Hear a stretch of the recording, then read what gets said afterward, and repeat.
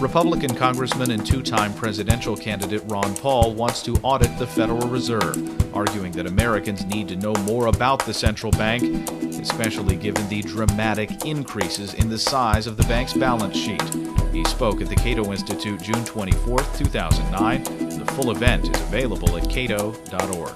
It's a real delight to be here, and of course, I'm pleased to come here and discuss a subject that fascinates me and has been an interest of mine for not a couple years, but quite a few decades. Matter of fact, it was the monetary issue that first got me interested in running for Congress back in the 70s. And some of you here may even remember the 70s, and they were rather hectic. If you don't remember them, you probably have read about them, and they were very hectic. And I was fascinated with the fact that the Austrian free market economists predicted early on in the 60s that the Bretton Woods arrangement would never last, and it failed.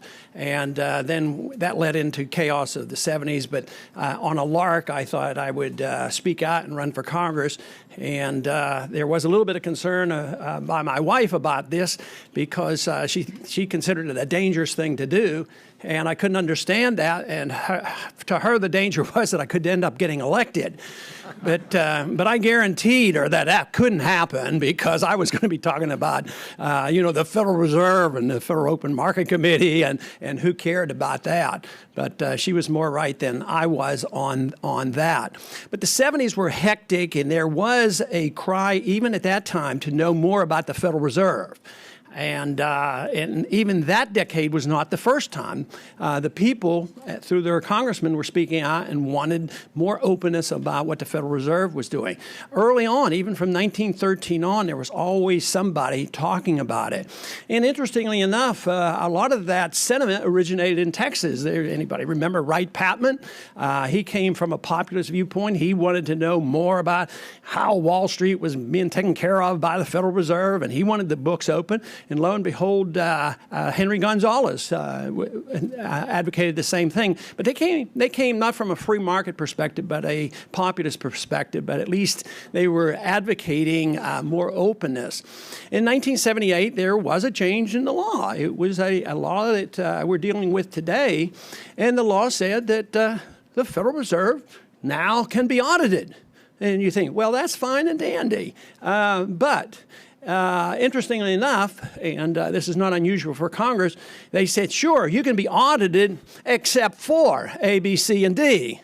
And of course, A, B, C, and D are all the important things that the Federal Reserve does, whether it has to do with FOMC meetings, whether it has to do with international agreements, deals that they make with other central banks, the international financial organizations. All that is to be kept secret. And so it was more or less exempt from Freedom of Information, Access to Freedom of Information Act. And therefore, really, we don't know a whole lot about what goes on behind the scenes at the Federal Reserve. But conditions have changed dramatically, if you haven't noticed, in this past year.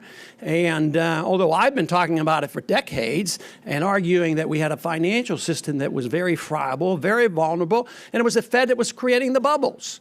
And therefore, we should be looking into it and preventing these problems rather than waiting for cataclysmic financial crisis to hit.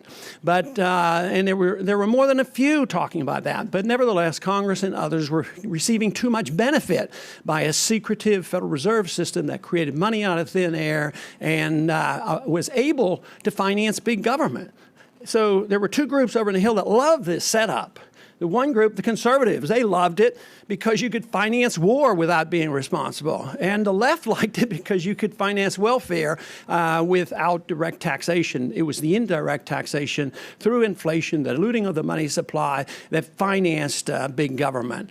And the question, the best answer I have about defending my bill is asking a question: why not?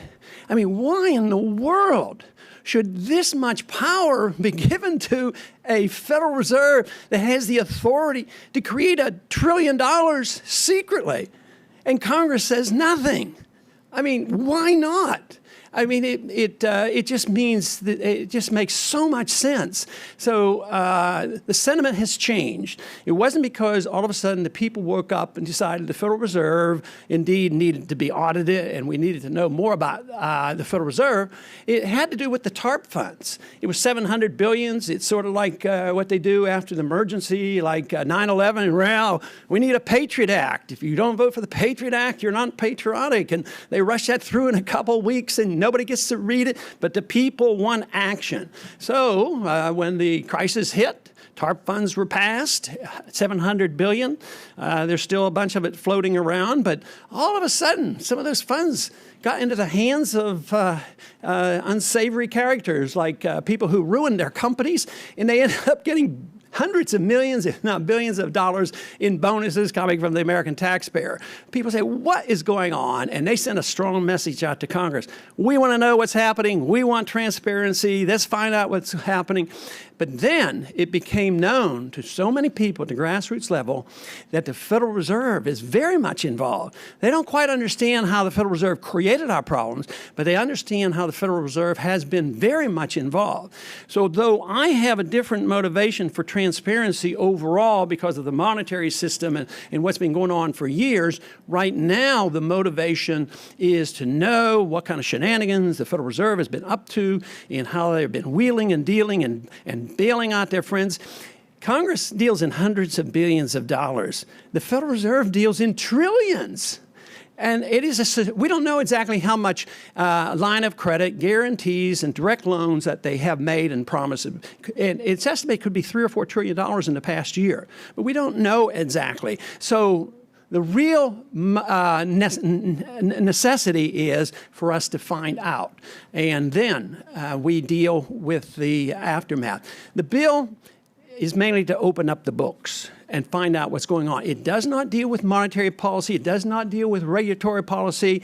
And it's mainly for opening up the books. So it's less confrontational for those who want to design regulations and deal with monetary policy. And I think that's why we're getting such bipartisan support. The support is very strong, but it is a reflection not of my ability to go around and twist arms, because I have no clout whatsoever over in the Congress, but there are a few spammers out there that are interested in what I've been doing, and they're letting their congressmen know. For that reason, there's a strong move on, and there's a lot of legislative consequences going on where this goes and when we have hearings and whether it gets added on in the Senate. And I don't think we have enough time to go into all those details. But one thing for sure is it's never going to be the same again. Never. Because if tomorrow, if they come in and all the members of Congress, or they remove their names and it changes and there's no transparency, all we have to say is, what do they have to hide? And for once, I think it's the first time the Federal Reserve has hired a lobbyist to lobby members of Congress against this bill. And guess where the lobbyist came from?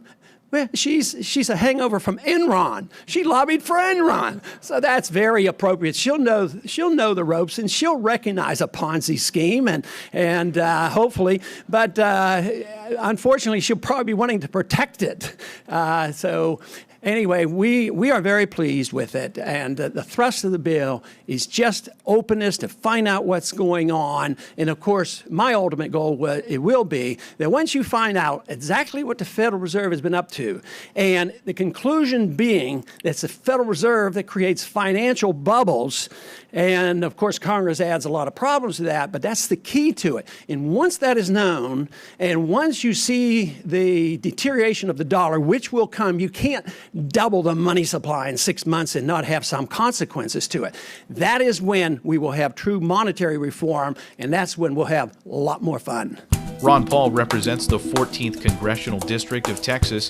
You can watch his full comments on Federal Reserve transparency at CATO.org.